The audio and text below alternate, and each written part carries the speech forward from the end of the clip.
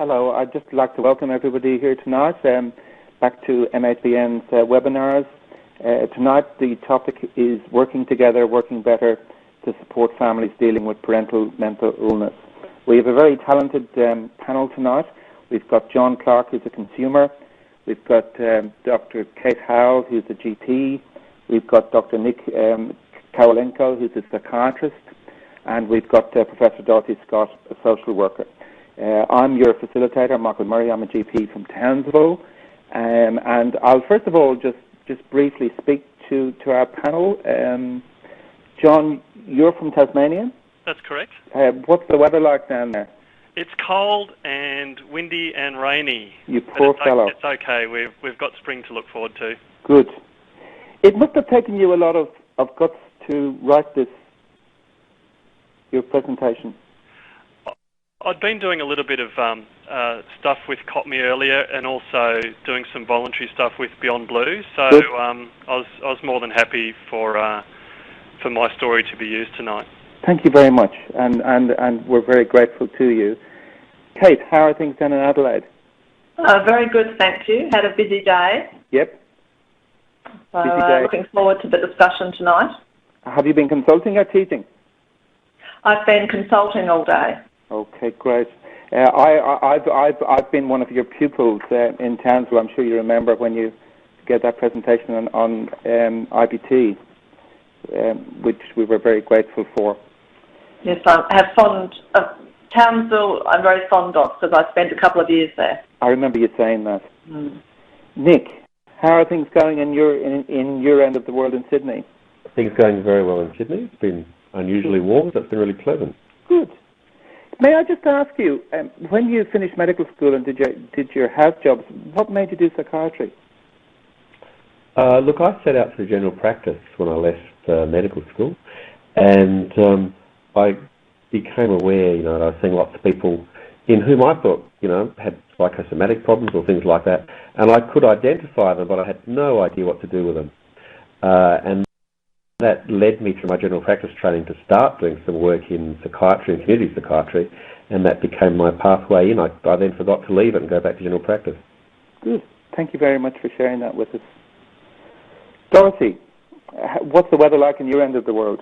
Well, it's cold and it's clear in Melbourne, and the screen has just gone blank, and a little thing said no signal. So I'm not sure if you can see me, but I can see no one. We can see you perfectly. We can see you perfectly. So hopefully someone will come and rescue me, but I can hear you. Our technical people will be onto that fairly quickly. May I just ask you something, Dorothy? How did you feel when you found out you were being presented with the OAM? That's the equivalent of becoming a dame or a Oh, no. It's much more modest than that. But what really touched me was that those who nominated me were the women I had worked with many years ago at the Queen Victoria Hospital, who'd been admitted to our psychiatric ward with their babies. We pioneered that back in the 1970s.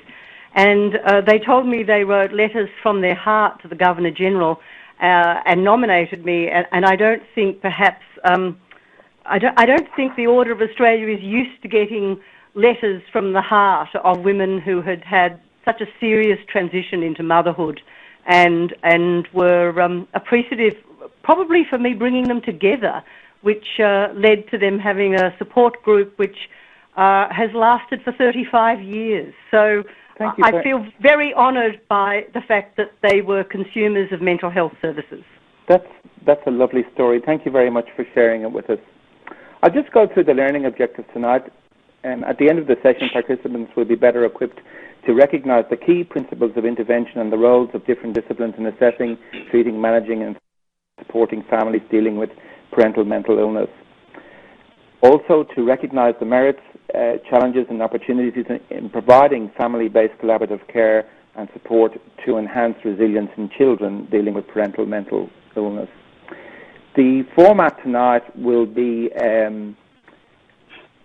the presentation by each of the panel for approximately 5 minutes each, and then we will go into a question and answer session where the panel will ask each other questions, and also where your questions as attendees, we have 250 attendees online at the moment. We had approximately 800 people trying to log on tonight.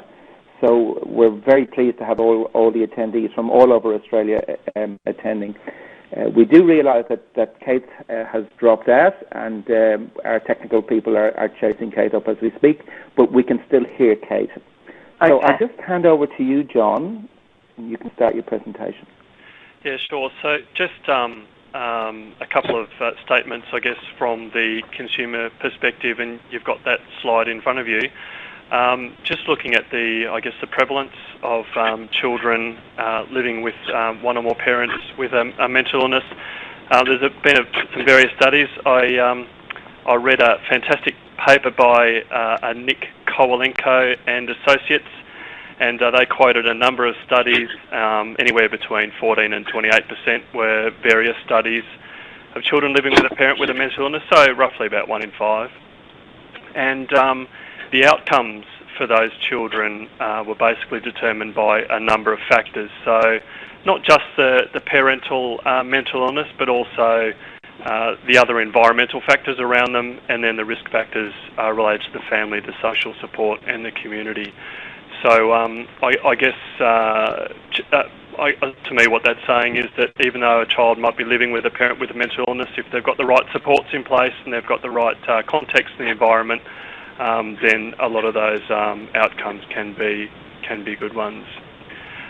Just in terms of, I guess, looking at the consumer perspective and having the consumer as a participant in their own recovery and their own treatment, I just noted a few points there that listening to the consumers and including that consumer voice, it really puts the ball in the court for the consumer to kind of take ownership of their own recovery. And there's been a lot of talk about consumer-led recoveries, I suppose, and I suppose having a voice is the precursor to all that.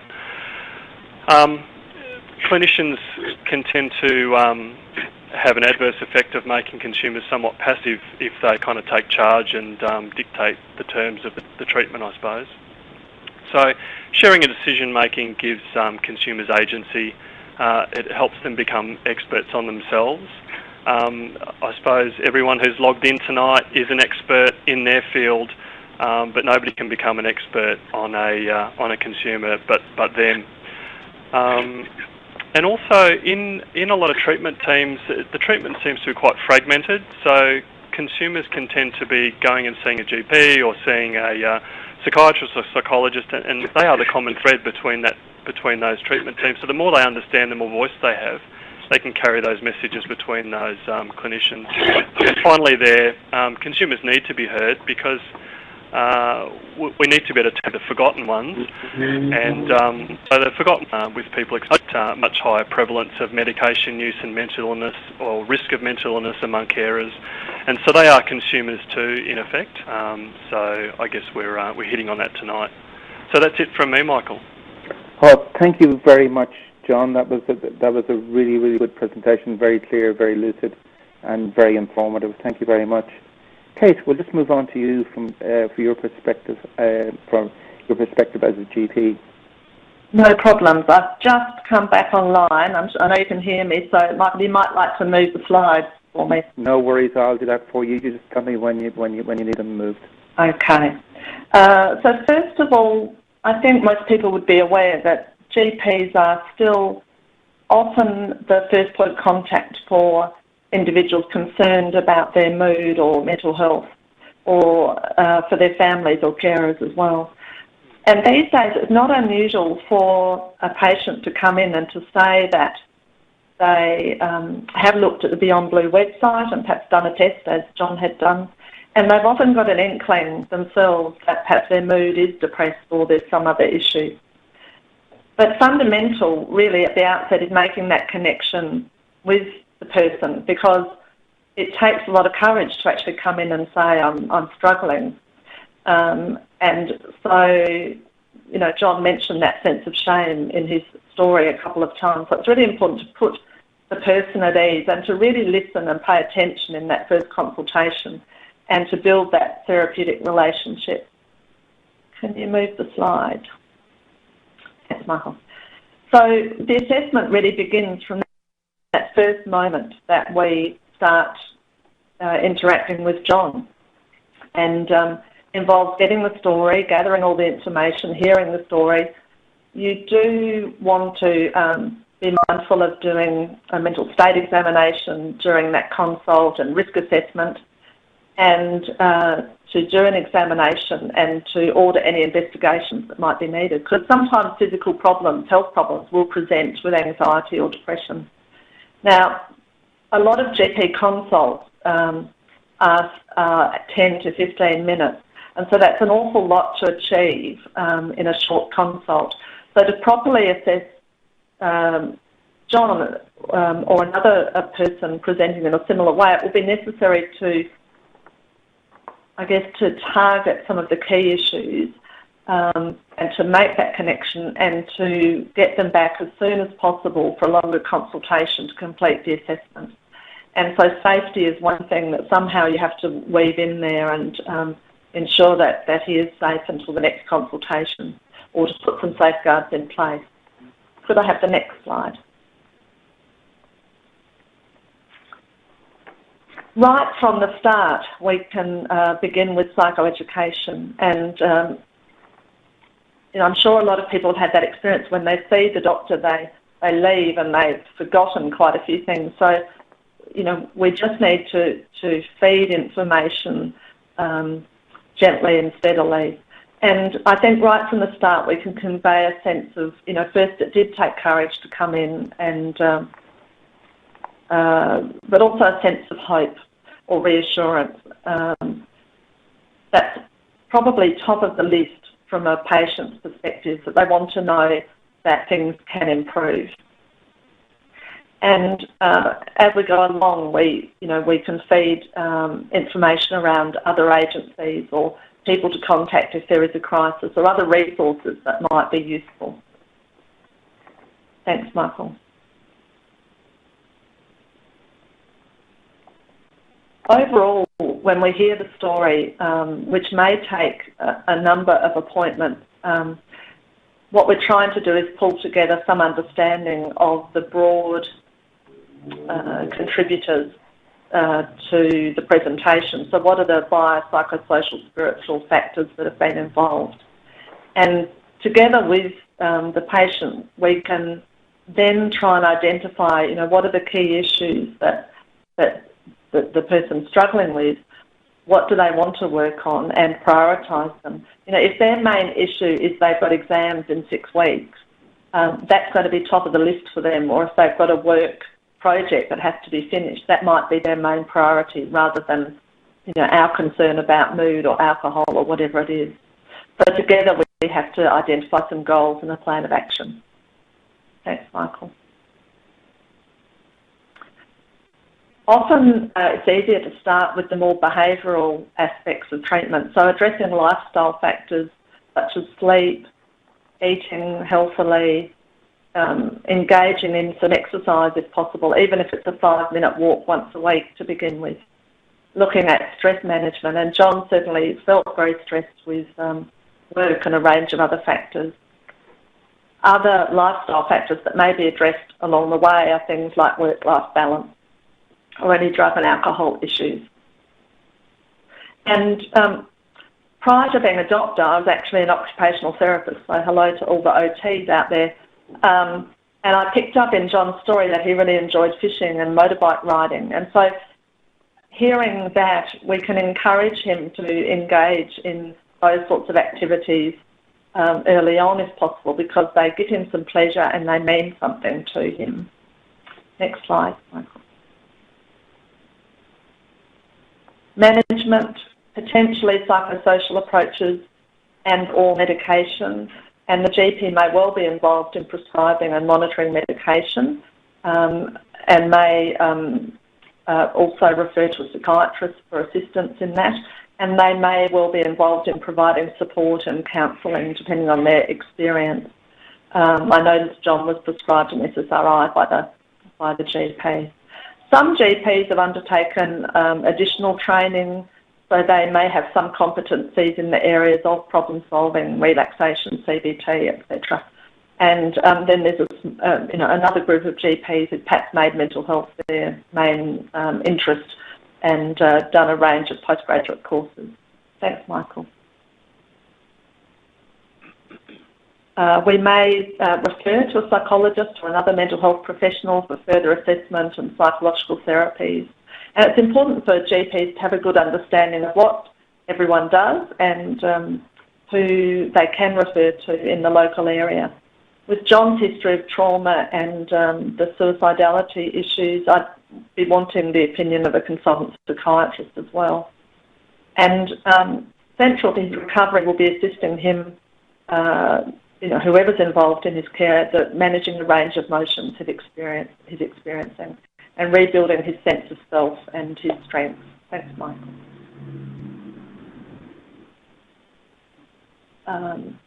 I'll speed up here because I'm aware of time. Certainly, the GP may have met John before, may not have, may have met his family, and it's important to offer support and services to his partner and children. And I know we're going to be talking more about that afterwards, so I'll move on to the next slide. And follow-up, incredibly important. That didn't really happen to a great extent in this case, but I'm mindful that with starting any medication in that initial phase, there can be an increased risk of suicidality.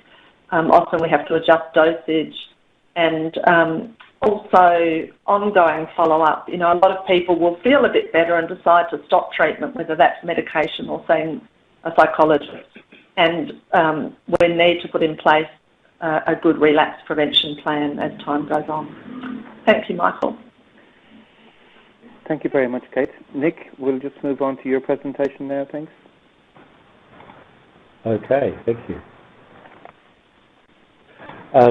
So just to put this in context, I've kind of taken John's story as he's written, and I'm presuming most of you have read it, as if that's what he'd walked into my office and told me. So I'm just probably taking a fairly clinical perspective and kind of sticking closely to John's actual account. And I'm just because I am a child analyst psychiatrist, Kate's talked about a consultant psychiatrist. That usually means a general psychiatrist, and that generally means a person who predominantly or exclusively sees adults. So I'm going to give you the perspective from each of these two. Well, one said speaking for my colleagues, general psychiatrists, and also a specific kind of view of a child and adolescent psychiatrist and how their principles of assessment and management just might be slightly different and a slightly different emphasis. So I'm just moving on to the next slide. Good. So the first thing is that really the GP, from John's account, has clearly made a diagnosis and initiated a treatment that, at least in the way that John's presented it, has been reasonably effective over time. Although, as Kate said, there might be some issues about monitoring some of his risks. But the key issue, with GP referral, because that's your gateway to access specialist service, is what's the specialist being asked to do? Is the client being referred to talk about management and advice and support for the GP, an opinion and advice only, or the notion being with a fairly quick hand back to GP care, or is it, for example, a phone call and advice only? And they're all obviously quite different. Some rural and remote GPs access psych support, which they access through their divisions of general practice, or I guess they might soon access them through Medicare Locals, which is a way of getting feedback from consultant psychiatrists, usually by email within 24 hours of them submitting an email request and giving kind of broad outlines of the clinical situation. So that's a resource that's been very widely used in rural and remote settings particularly. And then of course there are some websites, and particularly for this area, there's a Cotley website, which the address is there, which has a pretty wide range of resources that are available, including professional training and a whole lot of consumer-based resources that John's had a role in developing. And they're all kind of there, and they're a really handy resource for people in primary care to access. So Kate's made a really clear point about the kind of risk issues, and she's also made a point that there might be risk to others, particularly in his family. He has made a bit of a point about proxying, which has helped, but it's also had some side effects, so that has to get managed at some stage. He has raised concerns about the impact of his behaviour, really, over the last couple of years, particularly with respect to his relationship with his wife and also the impact on his kids. And he specifically identified his 9-year-old as expressing, some kind of worrying thoughts, which he's pretty well aware of.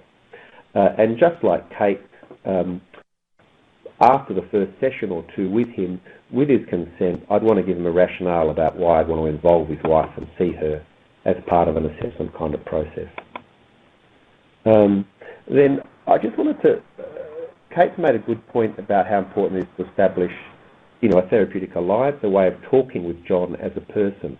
So my kind of impression of John, I've called it his personhood, is that if I look very carefully at the script, the narrative really that he supplied of his experiences, he comes across to me, and this is my impression from that information, as an analytical and measured kind of bloke. He uses what I call denial. Those stories about how he avoids things and stays away from his workmates and his family and all that stuff. I think he thinks of himself as a very self-reliant guy, and someone who, certainly his narrative is very methodical and has a really authentic kind of voice because of the care with which he's obviously thought about some of these issues. Like Kate too, he's really got some very strong views about his manhood, the significance and importance of his work role, but he's got a significant pastoral role too, and so I'm kind of interested in how all these things come together and what they mean in terms of John's values about himself. He has developed what he's called this kind of space in his life called a third space now, because he seems to have had a home and work balance, and in kind of management of depression talk, we can talk about this potential as being a space where he has pleasurable activities and he has a bit of time for himself to think about things and reflect, and things he likes to enjoy. I like his description about the glacial onset of his symptoms. It's a very common finding. It's kind of not like suddenly it happened, someone woke up one day and discovered they were depressed. He really gives a really nice account of recurrent crises. Every step along this way, it's like a stepped kind of approach, is a crisis in his illness. There's a crisis of coming apart in terms of his family. There's this crisis, there could be multiple crises in his workplace from the way he's describing his dysfunction at work. Wouldn't he be a great workmate? And there's kind of stories there about the crisis as he reaches the point where, yes, he thinks this might be a health problem. He delays. He thinks it could be depression, and he kind of delays accessing treatment because he's just going to soldier through on his own. And there's another point where he gets a script, but I don't think he feels it for ages. So each kind of step is in a kind of adjustment to try and work out what he's going to do next. And by and large, he avoids delays and I think denies a bit. He's the kind of guy who my impression was he might struggle. I don't know, this is kind of a guess. He's a guy who might struggle with accessing and sustaining a helping relationship, and I'd kind of point that out to him because of his emphasis on his notions of manhood and his sense of shame that Kate talked about. I'd be really interested in how a bloke who has thoughts about hanging and imagines it and thinks about it and Googles it. I'd be asking about how he relates these kind of things and thoughts about that to his spirituality. From his account, he's very family-oriented. He can do a thing that's unusual in that he can put himself in the shoes of others, like Nanny, and talk about kind of how Nanny would be looking at him. He's a bit guilty, I think. Well, it's not quite overt, but it's covert and there in his story. And as Kate talked about the importance of trying, he's also quite a resourceful guy. That's the other point I haven't made. He's quite a resourceful bloke about how he's slowly dealt with these glacial issues. And there are lots of reasons to engender hope, and I'll talk about that quite specifically with him. It's important to work towards a full recovery and what that means, the importance of getting yourself better. He's talked about a number of his relationship issues. There are some issues about his family of origin, where he talks about his mum being a victim of domestic violence, but he has no memory of it. I'm kind of interested in that. It's something I might come back to later after I've done a more sort of fulsome assessment. If I've got a referral from the GP and it's kind of opinion and management, I would talk with the GP, or I certainly write, and we would think about whether a social worker, for example, might be the right person to talk about his couple difficulties. And that's kind of a decision I'd work up conjointly with a general practitioner. We would think about whether a case conference or some sort of coordinating meeting is relevant, and that's where kind of mental health professional network kind of function would be really important. Kate's made a point about relapse prevention. Okay, if I'm a child psychiatrist, how am I going for time? Am I kind of 5 minutes up? You're going fine, but maybe more prolix might be better. All right. So if, as a child psychiatrist, this 9-year-old kid of John's might have got referred to me from any one of these 4 sources, which you can see there. A social worker, might have started seeing the couple because of their couple difficulties, and might have thought there were persistent marital conflict and wanted a child management mental health professional involved because of their impact on the kid. And these are the kind of other, these are crises in terms of how he might present, for example. And then, from a child psychiatrist perspective, the child is referred. Slightly different approach about ensuring that you meet with the whole family if you can, some time with a couple alone, and interview with the child alone, and explain some of the issues about confidentiality with the child. One of the big differences, probably in child psychiatric practice, is to ensure that you get corroborative information, not only from parents, but with their consent, that you might talk to certainly the person that referred them, and usually you want their school as a minimum. And then spend a lot of time about feeding back your findings to the family, clarifying with the child alone what they're comfortable about sharing with their parents or other members of their family, and working out together with the family, probably the parents really, about having given an opinion about next steps for treatment and management. If I had seen this 9-year-old, I would hope it would become apparent that Dad's quite depressed, and that's really a crucial part of treatment. I don't know much about Mum, and that's something I want to assess in terms of the family functioning. There are some things that might get fed back about the individual child, and I'd ensure that the kid participates in kind of giving an account, a formulation of how this has happened to this family now, the impact on the kid, and feedback, and then work out the next steps together. So a number of you made a point about the importance of psychoeducation for the whole family and coordinating with others with their consent. It's important that this is done in a way that empowers parents. And there are usually a range of options regarding intervention, and they have to be prioritised with parents and with kids. And the aim of this is to really make sure that the couple become more confident about managing these difficulties with their own kids and become more competent. And that, I guess, in some ways that's acting more like a coach. And family focus is a specific program that I'll probably talk about a bit more as we get more into this kind of panel discussion. Okay, so thank you. Thank you very much, Nick. And now, Dorothy, we'll go to your presentation, and I will move the slides for you. You just cue me when you want to move on. Thank you. Thank you. Yes, I want to start from the beginning and say, well, I'm not a clinician. A long time ago I was, and very privileged to be part of the early narrative in the evolution of a more family-sensitive way of working in the mental health field.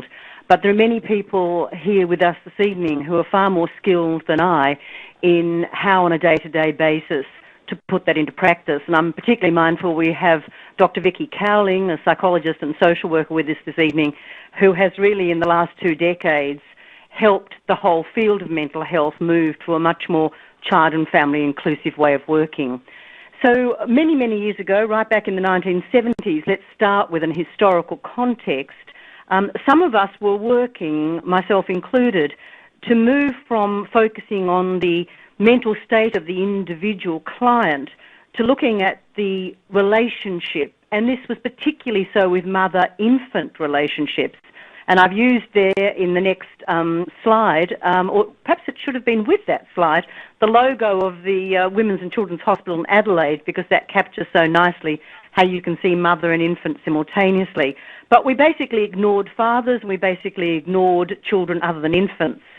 Whereas if we move to the next slide, to the policy advocacy of today, I've taken a quote out of a report that I was part of in a major inquiry into the Victorian system for protecting vulnerable children.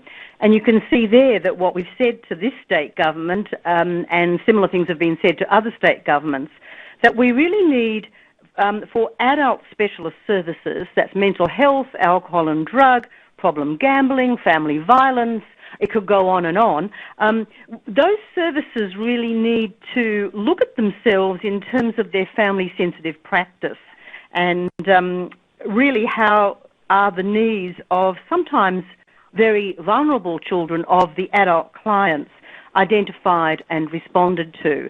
So just to put that in the broader policy context, if we move to the next slide, please, I would say that the way a social worker would respond, and I'm very mindful that I'm not practicing on a day-to-day basis as a social worker, but more in the policy domain, would depend very much on the organisational context and how the situation in John's family had come to their notice.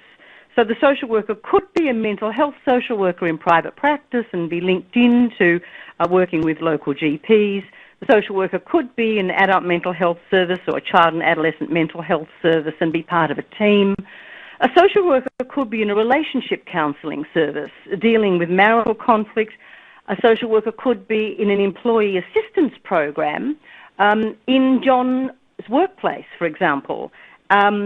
Not necessarily in John's family situation, but often social workers would be in alcohol and other drug services, in family violence services, and in some situations with very hostile verbal conflict, then neighbours might have alerted police and the child protection services may have become involved, or a school counsellor may have become involved around a concern for a child. So I guess what I want to draw our attention to this evening is a whole range of organisations which potentially could become involved. And the next slide is the position that I would like to advocate, and it comes from the UK and their Social Exclusion Task Force under the former British government, but perhaps all organisations aiming to be family inclusive would need to be doing an audit on themselves.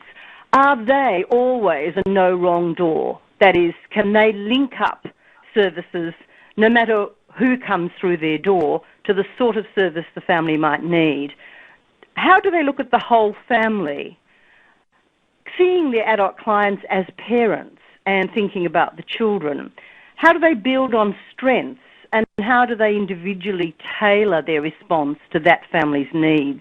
So that's the broader policy context that I want to push us along the path of. And of course, that's not easy in organisations with certain performance indicators, with certain caseload pressures, with skill sets among staff that might not be able to rise to that occasion, and the culture of some organisations. I can see we're already on to my next slide. And that is that for me as a social worker, and this wouldn't be that different from some of my colleagues in other disciplines, depending on which setting I was in, I would be asking myself, who is, quote-unquote, the client, and what is my duty of care to particularly vulnerable family members of my client?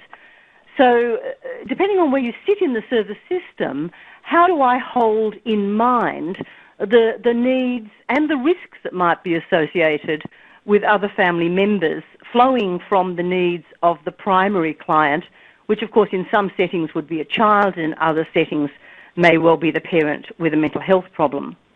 I'd also want to be asking, hopefully regardless of which setting I was in, how are family relationships being affected by parental mental illness, and vice versa, to get a sense of what is happening in this ecology of the family. And I'd want to be asking, what are the stressors, but also what are the strengths in this family and in its wider social environment? So that would include members of the extended family, neighbours, church and other social networks. What are the strengths and the resources on which we can draw as we move forward with the family? And last but not least, I'd be asking myself, how do I work with other service providers involved with this family? And that's going to become really tricky if we have different definitions of the client, and we get caught in conflict where some are seeing the interests of some members of the family as their primary focus, and other service providers are focused primarily on another family member.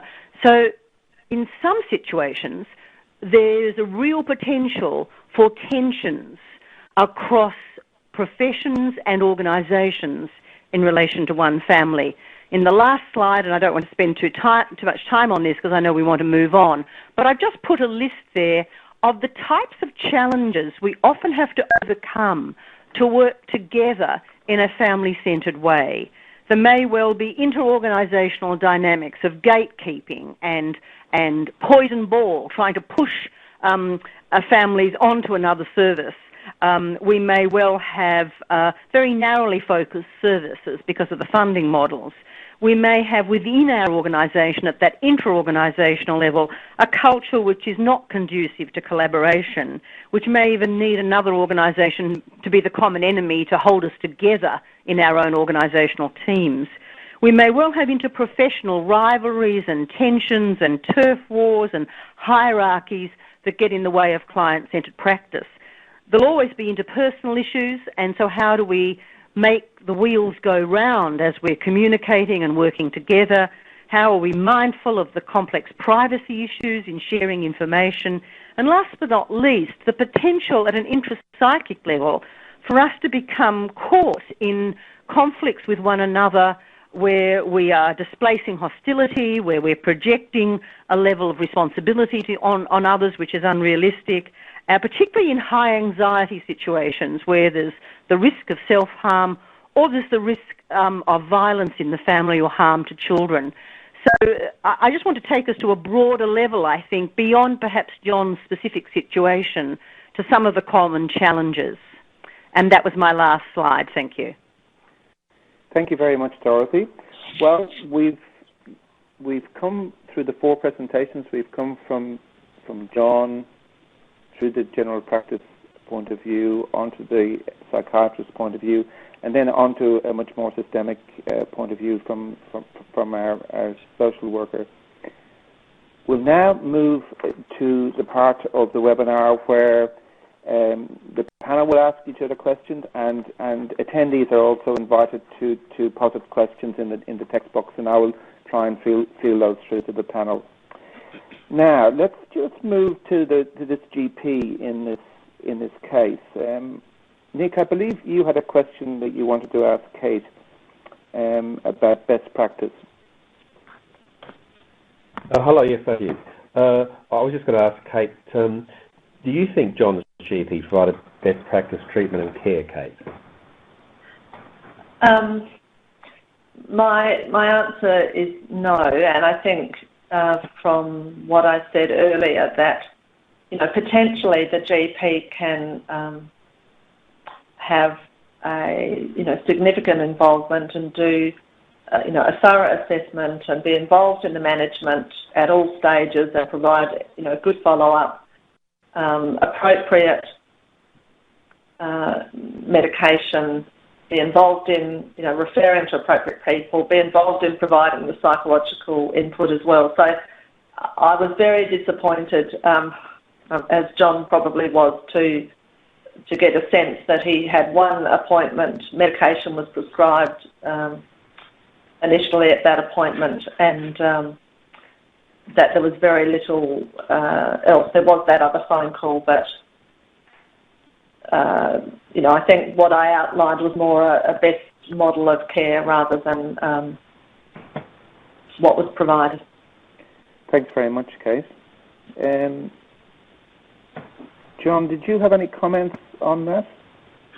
I really appreciated what Kate actually put on her PowerPoint there, just how detailed GPs can be. I suppose she's got a special interest in mental health, and when I went to the clinic, I basically was pretty desperate. So I just said any doctor will do. Just I need to see somebody. So I just got put through to anybody, irrespective of whether they had a special interest in mental health at all. So I suppose there's lots of room for improvement there. And John, I also believe that you had a question for Dorothy as to how a social worker might have been able to assist your family. Could you expand on that, please? Yeah, I really appreciated Dorothy's presentation as well. Just looking at it holistically, I think was fantastic because, well, I suppose I didn't rub shoulders with any social workers during my my recovery phase. But looking at what you do, I guess you tend to look at the whole family unit. Yes, John, that's the training of social workers, but we are sometimes really constrained by our organisational settings, which push us to look at one family member or one aspect of one family member's problems. So I guess sometimes there's a tension between where our professional focus is and organisations re-socialising us into a narrower focus. So your question, I think, was how, when all hell was breaking loose for my family, what sort of things could you do to intervene and help manage the well-being of my wife and children? And I think that would very much depend on how the family situation had come to a social worker's awareness, whether that was through your wife seeking assistance from a relationship counselling service, whether it surfaced through a school counsellor in terms of concerns about children, or even perhaps through an employee assistance program. But I'd like to think that regardless of the organisational context, that what I would have done would have been to try to glean from whoever in the family was talking with me that there was a serious issue in relation to your mental health, and I would have tried to get you connected as quickly as possible with a responsive, good GP and or psychiatrist, because I hope I would have been able to read between the lines just how serious the situation was, and I would have seen that as requiring the intervention of a psychiatrist, and I would be wanting to get you to a psychiatrist as quickly as possible, perhaps through another family member. But in the recovery phase, I would hope that a social worker would work with all members of the family to try to help repair relationships which might have been hurt, and to try to draw on the skills and resources in the wider social network, and to perhaps draw on spirituality, as that may be a resource within your family, and perhaps to offer support groups where they may be useful, but for some people that's not what they're after, but to really keep you and your family in the very centre of all that we do. Fantastic. Thanks very much, Dorothy. I was particularly interested, Dorothy, in one question that you had formulated for Nick as a psychiatrist in relation to under what circumstances he might consider seeing the partner and children. Could you expand on that a little bit, please? Yes, and I think Nick has taken us a bit into that in his presentation. It's obviously terribly delicate, and when you're dealing with a situation of acute risk, even raising the issue about the impact of a client's mental illness on their family members could intensify guilt. And so I was interested in how, Nick, you, as a psychiatrist, as an adult psychiatrist, say, would be explaining and seeking John's permission to reach out to his wife and possibly the children, how you negotiate that with your patient. Well, John's narrative is kind of pretty fulsome in the way he expresses his own awareness and concerns. That's that thing I was saying. He can put himself, in Nanny's feet and in her shoes, as it were. Sorry, and he can see, in a sense, he's describing himself as a bit of a monster. So I would ask him a bit more about that. In fact, I mean, because he's got a kind of he's got an emerging insight about how difficult he is. I mean, his story about what he's like at work, etc. So I'd ask him to expand a bit more about what does he think he's like in his relationship? What does he think about the impact of his illness?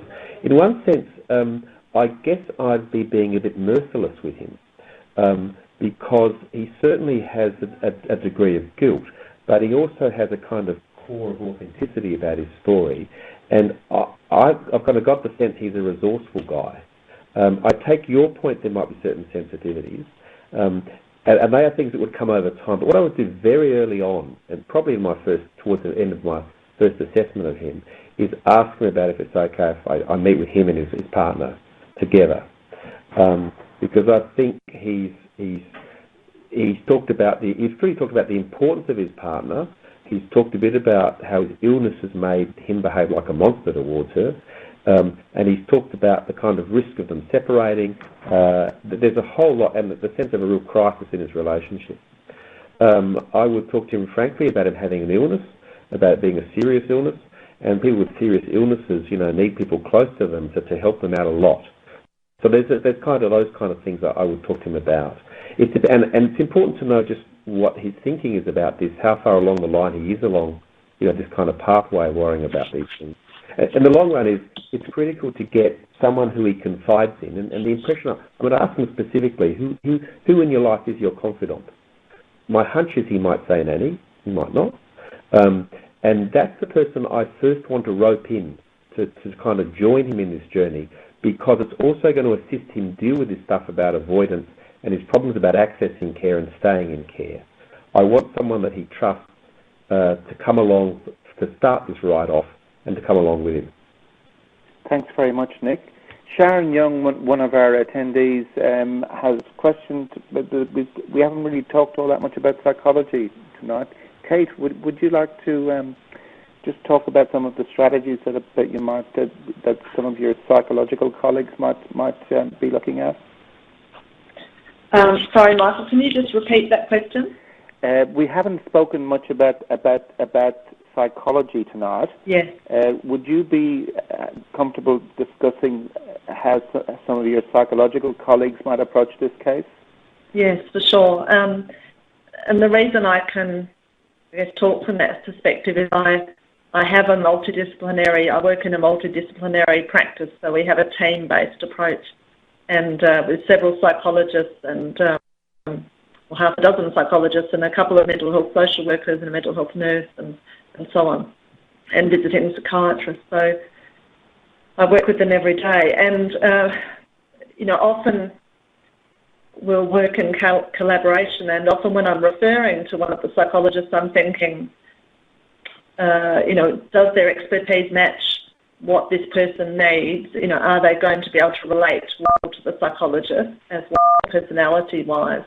And the psychologists are obviously trained very well in understanding people's emotions and cognitions and so on, and they often work from a cognitive behavioural therapy model, which can be very helpful in managing issues like depression or anxiety.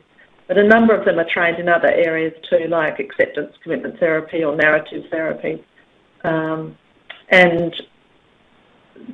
they have expertise, obviously, in communicating with the person, with assessing them. Often it's very helpful to have an additional assessment, and in ongoing management in helping that person work through their key psychological issues. Thank you very much, Kate. Yeah. Nick, can I just ask you a question, and I'll also try this open to the whole panel, and John, you are a very, very important part of our panel. Comment has been made in some of the postings about GPs being extremely possessive about patients and not wanting to refer them on. Would anybody like to comment on that? You've been a GP as well as a psychiatrist, Nick? Yeah.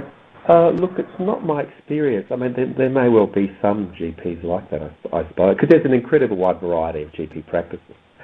But I think with the with the emergence of better access and access to allied professional services, and those things being fairly readily available, although not everywhere, my sense is there's a really strong use, a really much stronger kind of use of the team from a general practice base, particularly in allied services across the range. And one of the things that the COTME project has developed is a specific training program, about keeping children and families in mind. But we also have just developed a 6 or 7 session fairly structured program about meeting with parents and their kids to build kids' resilience predominantly, and as a kind of preventive intervention to ensure that families' competence and skills and confidence are boosted so that kids' coping is improved. And the international evidence on this suggests that up to about 40% of the more severe difficulties that might arise in children as a consequence of more persistent and sort of, ongoing mental health problems in their parents can be prevented. So that's a program we're looking to launch either late this year or early next year, depending on how all the funding works. And our aim is to get that into primary care, and it would be delivered across those allied professionals, particularly targeting psychology, mental health practice nurses, but potentially the whole range of people in the primary health care system. Thank you, Nick. Kate, you mentioned something in our discussions before we went online about hope and about what John found most hopeful. Could you elaborate on that and discuss it with John for me, please? Yeah. The reason I raise it is certainly it's come from my experience, and intuitively I know how important it is for my patients. I also worked with a GP some years ago in Townsville, and he went back to the UK and did psychiatry training. And for his project, his thesis, he looked at treatment of anxiety in the primary care setting. And those patients were able to access a range of therapies and services. And when they were asked to subjectively rate what they found most helpful, at the top of their list were really the supportive, simple reassurances that, it's good that you've come, and, we will work on this and things will improve. And I don't know, John, if you want to comment on that, but I've always held on to that research finding as very important. Absolutely. I mean, when you're experiencing depression, you've essentially lost all hope, and your confidence is smashed, your self-esteem is smashed. And I think with whoever's treating you, you tend to borrow hope from them. And I love the idea of borrowing hope, and I love the idea of lending hope to people as well. I noticed that in your presentation. I thought that was fantastic. The psychiatrist that treated me, she was very confident, and I really did borrow hope from her, I guess. I think the therapeutic relationship can't be underestimated, and just the ability to resonate with someone. And I found the psychiatrist hugely empathetic and non-judgmental, and I really felt like she got me. So I think that was a massive part of the effectiveness of her treatment. Thanks very much, John. Dorothy, you had a question for Nick in relation to other family members being affected, apart from the, what we refer to as the index client or the index patient. Could you expand on that a little bit? I'm not sure if it's in addition to what I've already asked, but it would be when treating an adult with mental health problems likely to have a significant impact on other family members, to what extent and how much we explore this with the patient.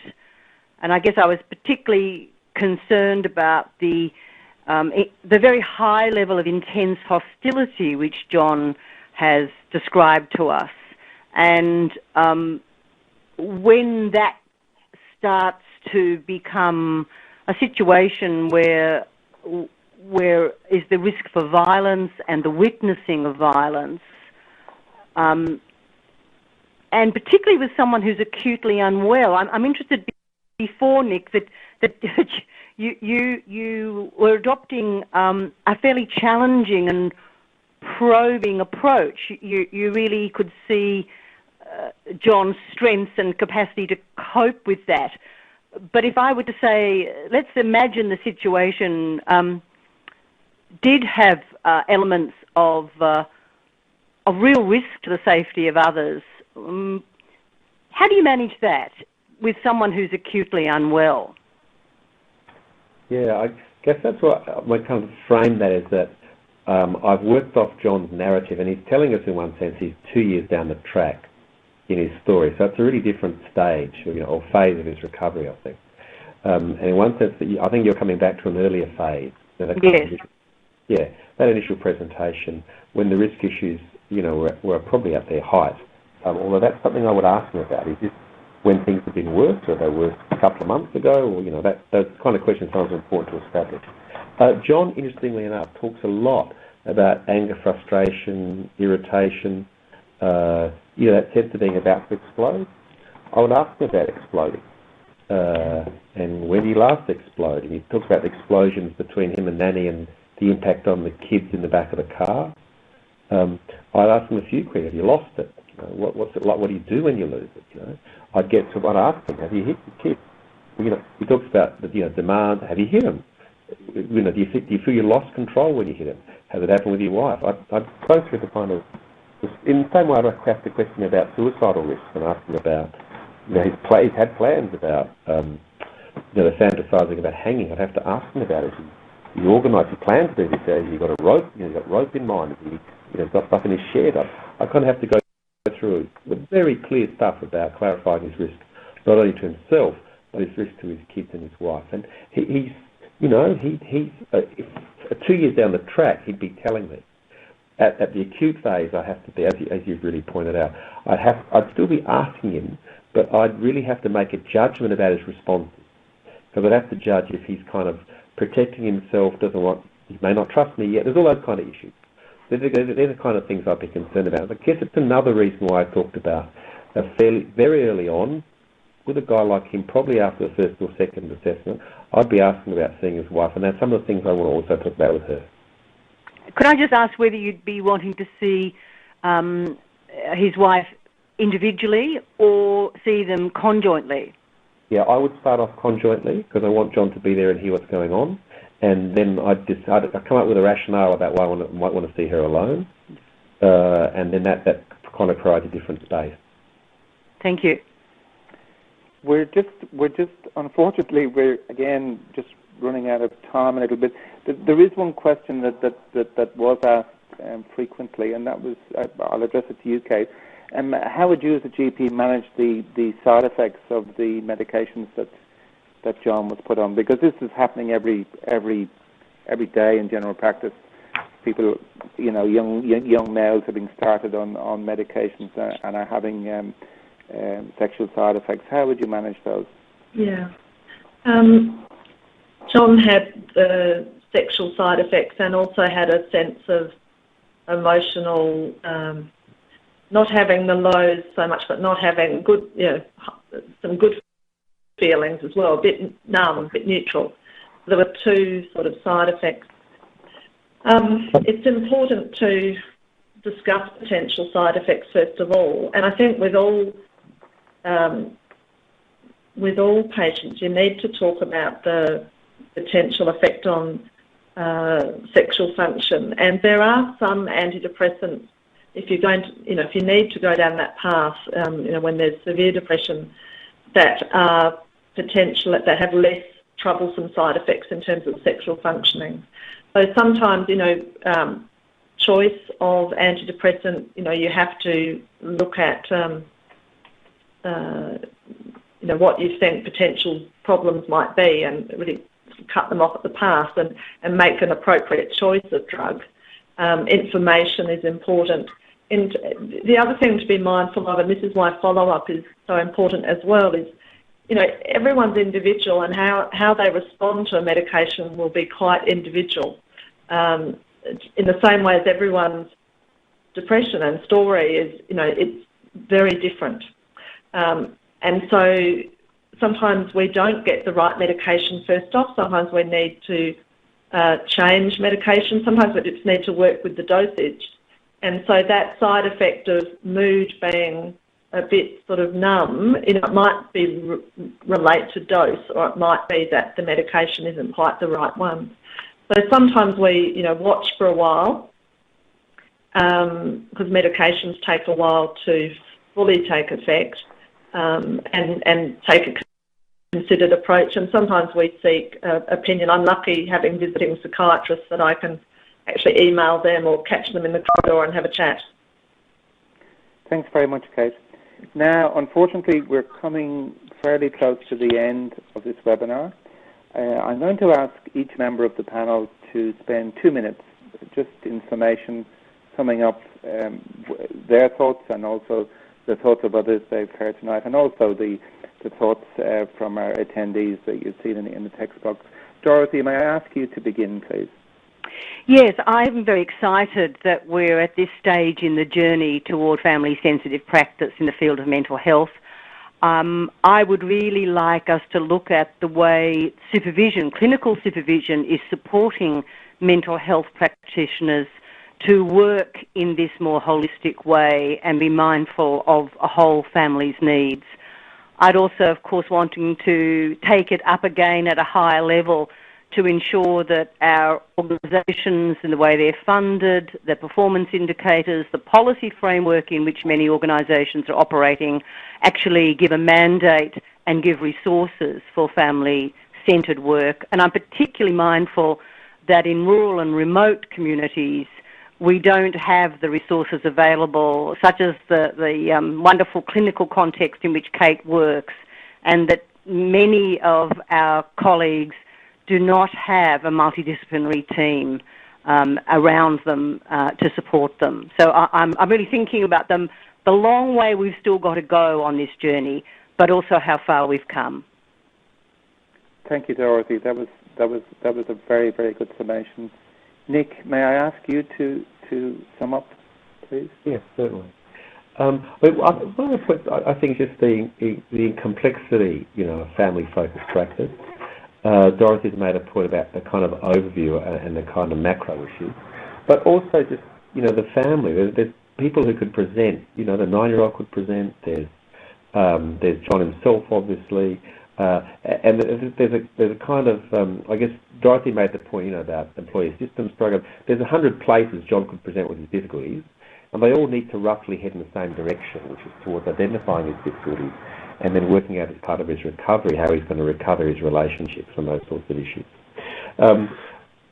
Certainly family-oriented practice, is a core of child and adolescent psychiatry specialist practice. And I'm really looking forward to kind of providing some of that skill and knowledge and expertise and delivering it in the primary mental health care system as we move towards training.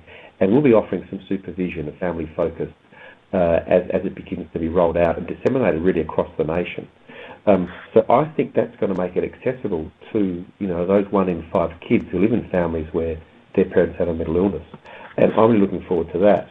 And then there's the job about how specialist care can be more sensitive to how to develop a family orientation.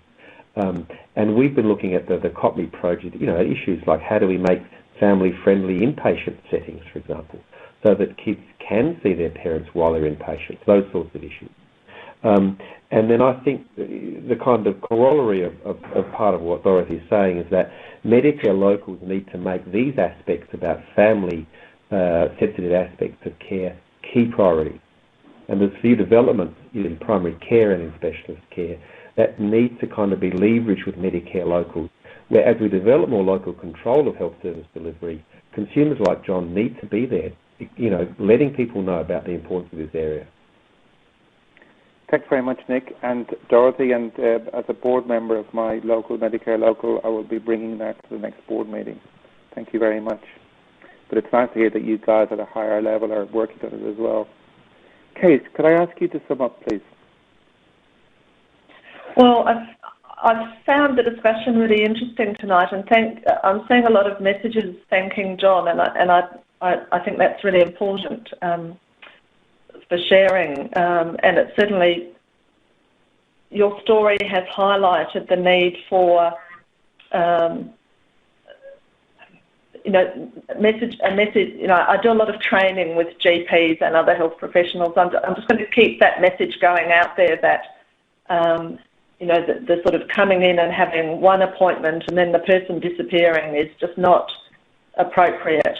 So that's one important message from tonight. And I think the other message that has come out is the sort of holistic approach, and whether that's holistic for John and different aspects of his well-being, but also for the family. And I think wherever we work, whether it is in general practice or an agency, we have to be very mindful of making sure that care is provided, whether it is through us or whether it's through making appropriate linkages for the partner, for the children, and so on, and being mindful of that. One of the exciting developments for rural and remote is the Medicare telehealth item numbers, and we have a branch, a very new branch, an hour and a half out of town down the coast, and we plan to be doing some telehealth assessments with psychiatrists in town. So that is another service that's available for rural areas if the GPs or other health professionals can link up with a psychiatrist in town. And I think COPMI was mentioned, and certainly there's a lot of very useful information on that website, and that's somewhere that we can refer consumers, clients, families, and so on. I think that's my summary. Thank you, Kate. That was excellent, as usual. Thanks very much for your contribution. Now, John, you began all of this, and we're back to you. We've had all sorts of revolutionary ideas in the text of consumer-led mental health services. Would you like to sum up? I would have loved to have been able to respond to all the messages on the right-hand side there, but I'm a bloke, so I can only do one thing at once. I can either listen to you guys or be typing away, so I chose to listen. But just to reassure everyone that the second half of my case study is going to be up on the Mental Health Professional Network website, which talks about the treatment that I did receive and some of the outcomes of that. But, just really wanted to thank everyone for their well wishes, I suppose. I really appreciate that.